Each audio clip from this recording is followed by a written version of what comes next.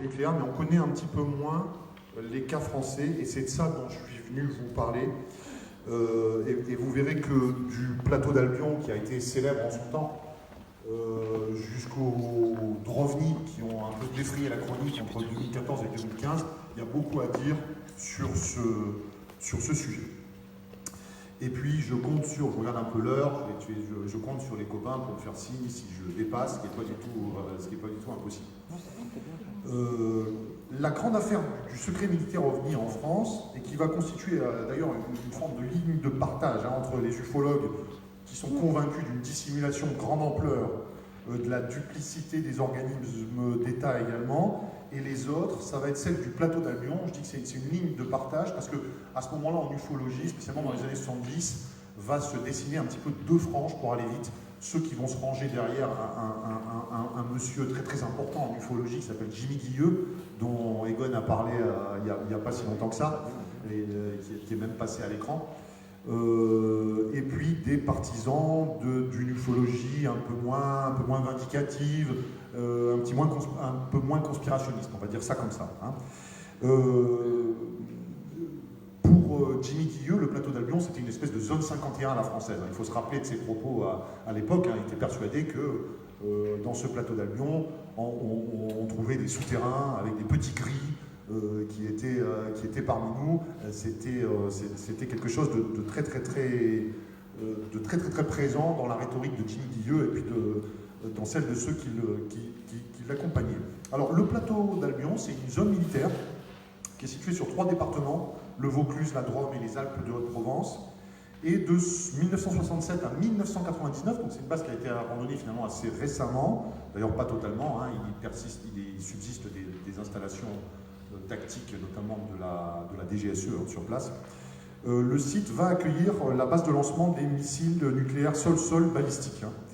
À l'époque, la force de frappe était constituée des sous-marins nucléaires lanceurs d'engins, des bombardiers stratégiques, essentiellement des Mirages à l'époque, et puis des silos à missiles. Maintenant, évidemment, les silos à missiles ont été rendus obsolètes par le fait que nous pouvons frapper finalement de manière nucléaire de n'importe quel point du globe de manière beaucoup plus simple.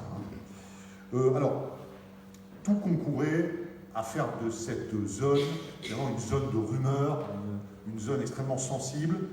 D'abord le gigantisme du lieu, hein, c'était vraiment une zone qui était immense, le caractère évidemment hautement sécurisé des activités de la base, la présence d'armes nucléaires évidemment, et les déclarations assez inquiétantes, hein, on peut dire ça, dans les médias de Jimmy Guilleux, donc ont contribué finalement à forger un petit peu la réputation sous-coupique du lieu. Alors, autant le dire d'emblée, en tout cas pour ce qui me concerne, je n'apporte pas vraiment de crédit au récit un peu débridé de Jimmy Guilleux au sujet des petits gris kidnappeurs qui entraient les sous-sols du plateau d'Albion. Néanmoins, l'affaire va faire grand bruit à la fin des années 70, dans les années 80, jusque dans les années 90 encore, et méritait d'être citée. Derrière Jimmy Guilleux, il y a à l'époque une association qui s'appelle l'IMSA, qui regroupe beaucoup d'affiliés, beaucoup de sympathisants, à laquelle a appartenu évidemment Jimmy Guilleux, et qui prétendait détenir un très grand nombre de témoignages individuels, notamment d'appelés du contingent qui décrivaient des apparitions d'OVNI au-dessus des sites de lancement de missiles sur le site du plateau d'Albion, avant même, précisons-le tout de même, en appui de ces témoignages, que les cas américains émergent véritablement soient popularisés par la littérature ufologique. Alors citons Albuquerque, Los Alamos, Kirkland, Sandia, Alamogordo, Holoman, Malmstrom, Minot, Fairchild.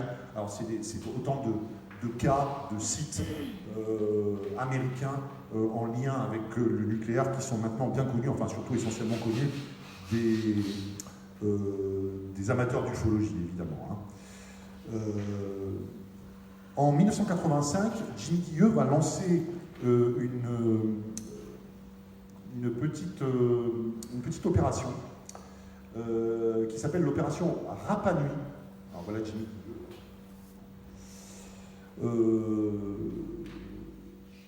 Alors, l'opération Rapa Nui, c'est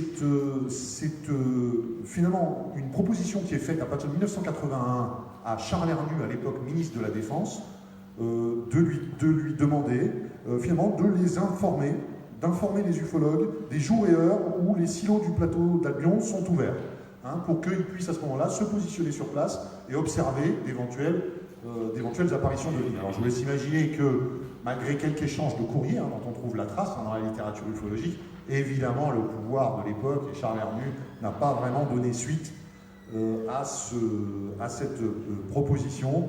Et donc, finalement, en 1985, c'est une affaire qui va un petit peu agiter le landerneau ufologique. Alors,